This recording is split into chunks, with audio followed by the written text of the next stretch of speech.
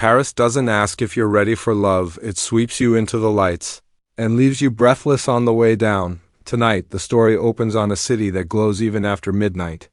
Paris hums like a secret song, and Belly hears every note. She steps out of the taxi with soft eyes and a heart that still remembers every promise she ever made to herself and every promise that was broken. The street is slick from a light rain, the kind that turns headlights into rivers and sidewalks into mirrors. She sees her reflection and hardly knows it. This is the girl who survived a summer that asked too much of her. This is the girl who loved and lost and learned how to stand back up. And now, Paris greets her with warm air, butter on the wind, and the distant rush of the Seine. The city tells her, without words, that beginnings can be born from endings if you arrive with your guard down. She doesn't plan to fall. She plans to breathe. Yet sometimes breathing is the first step toward falling. Belly crosses the street, suitcase in tow, and the hotel canopy catches the last drops. Inside, the lobby glows like honey. She signs her name, a small act that feels like a new chapter written in ink, not pencil. The pen leaves a clean line. She wonders if she can do the same with her life. In her room, the window opens to iron balconies and bright cafés that never seem to close. She rests her palms on the sill and lets the night soak in. Her phone buzzes with old names and older feelings. She silences it. Not because she wants to erase the past, but because she wants to hear the present when it speaks. And outside, Paris is speaking in fluent wonder. On the boulevard, a street musician tests a few shy notes. Laughter rises from a corner table. Somewhere, a kettle sings. Belly thinks of the promises she has made to herself, to tell the truth, to choose freedom, to forgive the version of her who didn't know better yet. She remembers the boys who taught her how deep the ocean of love can be and how strong the pull. But the tide has shifted. The city feels like a stage set for new risk, the kind that doesn't crush, the kind that lifts. She dresses in something simple, light, and brave and slips out into the warm night for a walk with no map. The rhythm of her steps matches the city's heartbeat until she can't tell where she ends and Paris begins. Neon signs paint color on her skin. A bakery door opens and a wave of sugar drifts past. She smiles. She doesn't need to chase meaning tonight. She needs to let meaning find her. At the river, she leans on the stone rail and watches boats cut clean lines through black water. Couples trade quiet words. A child points at the lights as if they're new stars. Belly breathes in, slow and certain. She is not here to run from anything. She is here to run toward herself. That is when the story plants its first seed. A passing bike bell rings twice, a bright sound that turns her head. A young man slows, one foot skimming the ground, offering a quick apology in French for the splash he sent up from a puddle near her shoes. His accent is soft, his smile a little uneven, and his eyes carry the kind of calm that suggests he belongs to this city without trying. Belly laughs, a short, true sound she hasn't heard from herself in a while. He tips his head, rides on, then glances back, as if the night has asked him a question and he wants to answer correctly. He vanishes into the glow, and Belly returns to the water, but the bell's echo lingers. She isn't ready to name it. She doesn't need to.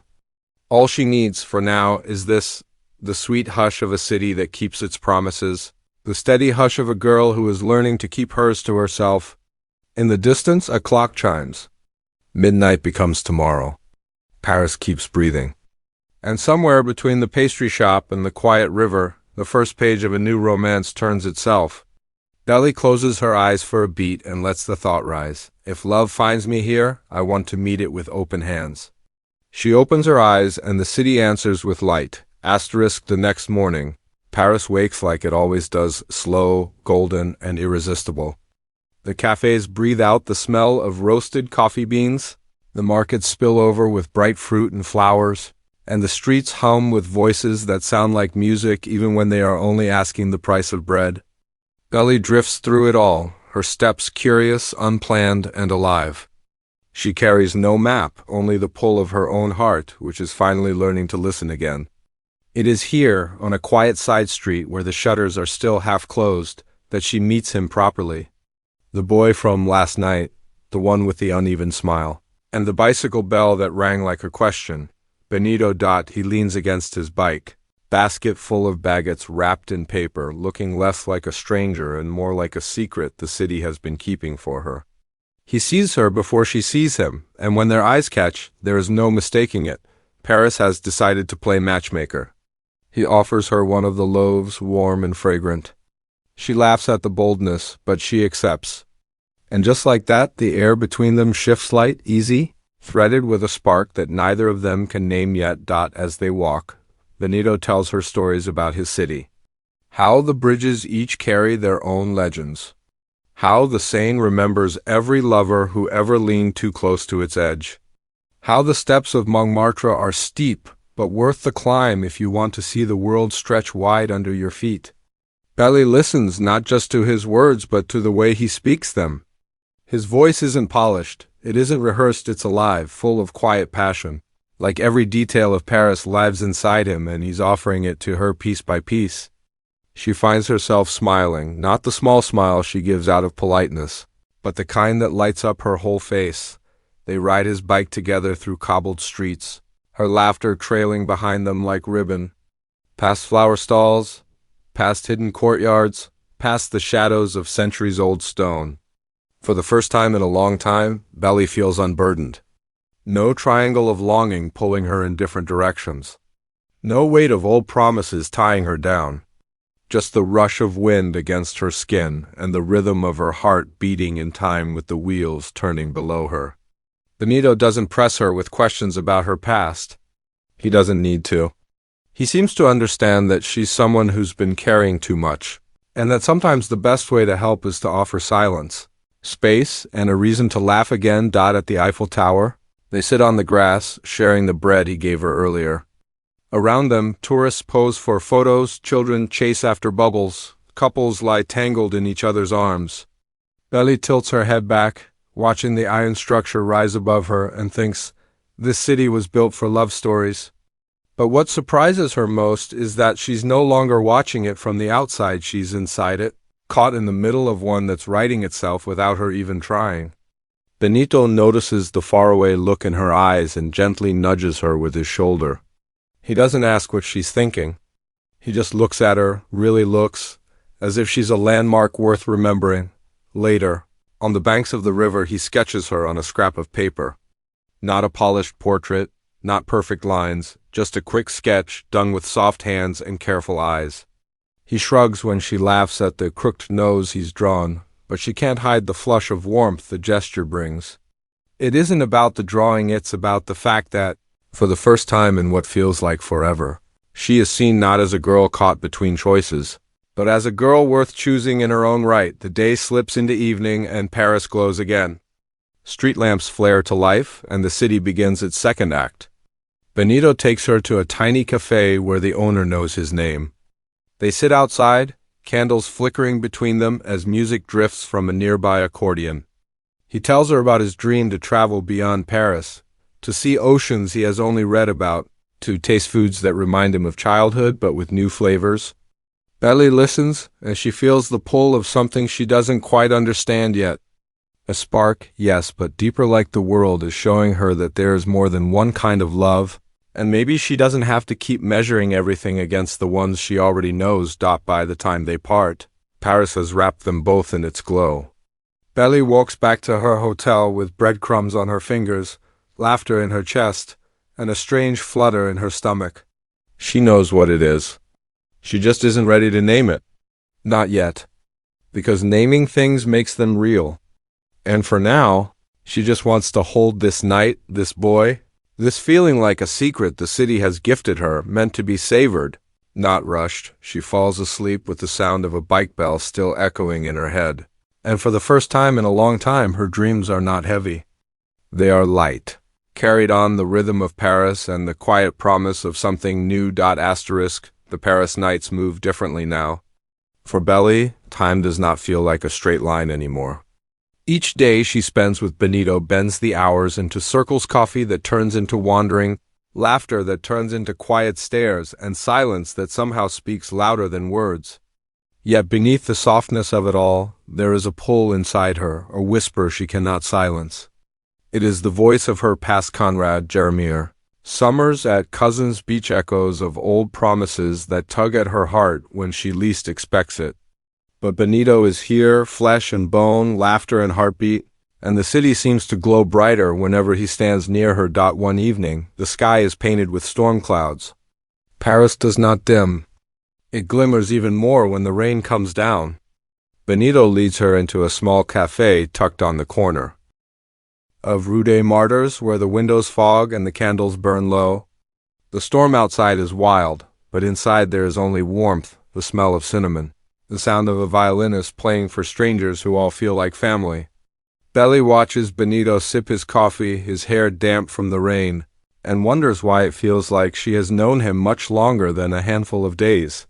He talks about his dream to one day leave Paris, to see more of the world, to live a life where every sunrise feels like a discovery. Belly listens and every word lands heavy. She has been living inside a story shaped by other people's expectations for so long, her mother's, her friends, the boys who thought they knew her heart, that she almost forgot she had the power to write her own. Benito's dreams are not cages, they are doors. And when he looks at her, it is as if he is offering her the key. Later, when the storm has passed, they step out into the wet streets. Paris is shining, each cobblestone reflecting back the city lights. They walk without speaking, the air thick with something unspoken. Benito stops by the river, where the water churns with the memory of rain. He turns to her, and his eyes are steady, searching. "I don't want to pretend," he says softly. The words catch her off guard. She tries to ask what he means, but he shakes his head and takes a breath. "I like being with you, Belly, more than I thought I could. In such a short time." His voice is not dramatic, not heavy with expectation. It is honest, stripped bare. And that is what makes it so powerful. Belly freezes. Her heart slams against her ribs, because in that moment, she feels it too, the pull toward him, the lightness he brings, the way her soul has started to lift. But alongside it is the weight of every summer that came before. Every memory of Conrad's quiet brooding, every burst of Jeremiah's golden laughter. The love she carried for them was not fake. It was deep, real, and it still lingers like salt water on her skin. How can she open herself to Benito when she is still learning how to let go? The silence between them stretches. The rain has stopped, but the world feels suspended. Benito does not press her. He waits, his eyes patient, his shoulders steady, as if he knows she is fighting a battle inside herself. She looks away at the city around her. The Eiffel Tower sparkles in the distance, its lights dancing like 1,000 tiny confessions. Lovers pass by, their hands intertwined, their steps certain. Belly envies them, envies the clarity of love when it chooses without hesitation. She thinks of who she used to be, a girl who thought love was about being chosen. But here, with Benito's words still hanging in the night air, she wonders if love is also about choosing for herself. Her breath trembles as she speaks, though her words are barely more than a whisper. "I don't know if I can give you what you're asking," Benito smiles gently, not with disappointment, but with a kind of quiet acceptance. "I'm not asking for forever," he replies.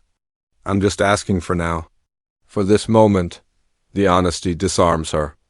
She feels the weight in her chest loosen, even if only slightly. Maybe love doesn't always demand answers right away. Maybe sometimes it asks you to stand still, to feel, to trust the present. As they walk back together, she notices the way his hand brushes against hers, never pushing, never forcing, just close enough to remind her he is there if she chooses to reach for him. And though she doesn't yet, the space between them feels charged, like a secret waiting to be shared. When she finally returns to her hotel room, Belly sits by the window, watching the rain begin again. Her heart is a storm of its own, torn between the ghosts of what she once had and the fragile hope of what could be.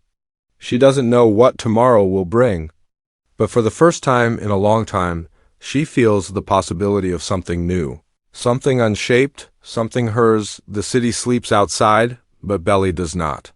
Her mind replays Benito's words over and over, each time with more weight. "I'm just asking for now." She realizes that the hardest part of love isn't deciding who deserves her heart. It's deciding whether she is brave enough to open it again, and Paris, patient as ever, waits for her answer. Paris never closes its eyes.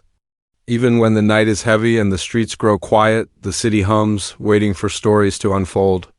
Belly feels it as she walks once more beside Benito, their footsteps soft against the cobblestones. She has not given him an answer, not yet, but the silence between them is not empty. It's full, thick with possibility, like a page waiting for ink. The Seine rolls past with a steady rhythm, carrying reflections of golden bridges, and Belly wonders if the water knows how many hearts have bent their secrets into it. Benito stops at the edge of Pont Neuf, leaning against the stone railing. Lanterns halo his face, and for a fleeting second, Belly sees not just the boy in front of her, but the life he dreams of, the one where horizons are endless and the world belongs to whoever dares to chase it. He turns to her, and the warmth in his gaze is steady, unshaken. "You don't have to decide tonight," he says gently, as if reading the storm that has been circling her heart since his confession. "But I need you to know I meant it. I like you, Belly, and I don't want to pretend it's anything less." His words linger, soft but immovable. Belly grips the cool stone beneath her fingers, searching for balance. The truth is, she feels it too. The pull, the spark, the way Paris seems brighter when Benito is by her side. But in the quiet corners of her heart, Conrad still lives. Jeremiah still laughs. And the girl she used to be, the one who was torn apart by those loves, still aches. The fear isn't about Benito. The fear is about herself. Can she open the door again without losing who she is becoming? She doesn't speak. Instead, she lets her silence answer for now. Benito doesn't press. He simply nods, as if the city itself has whispered to him that patience will earn more than pressure ever could.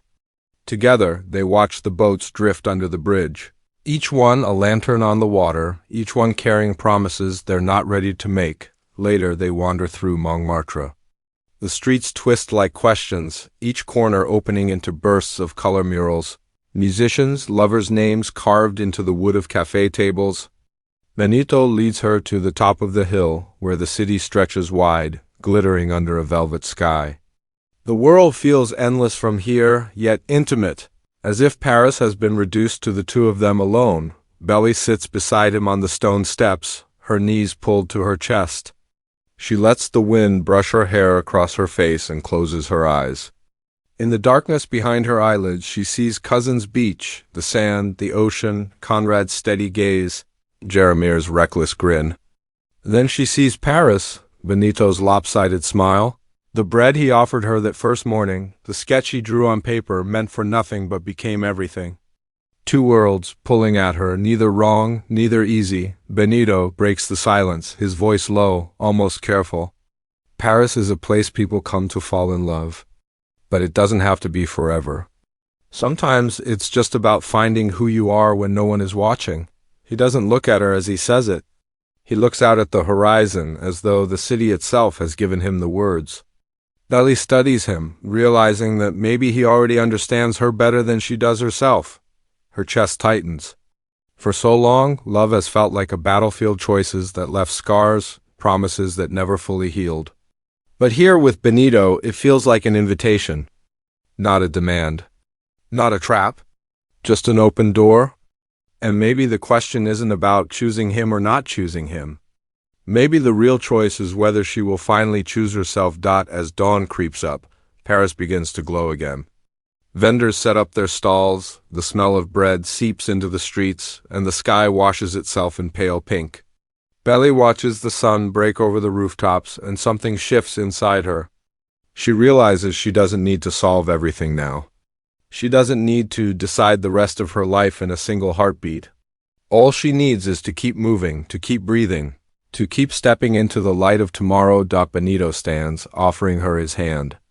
She hesitates only a moment before taking it.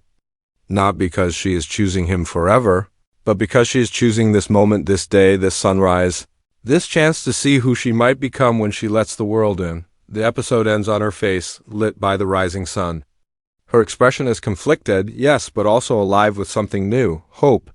The kind that doesn't erase the past but doesn't let it dictate the future either. As they walk down the steps, Their hands lightly brushing, the voiceover lingers. Maybe Paris won't just change the way I love. Maybe it will change the way I choose to live. The camera pans out. The city stretches infinite, the river gleams like silver, and two figures disappear into the waking streets. The story does not close here. It only waits, breathing, for what comes next.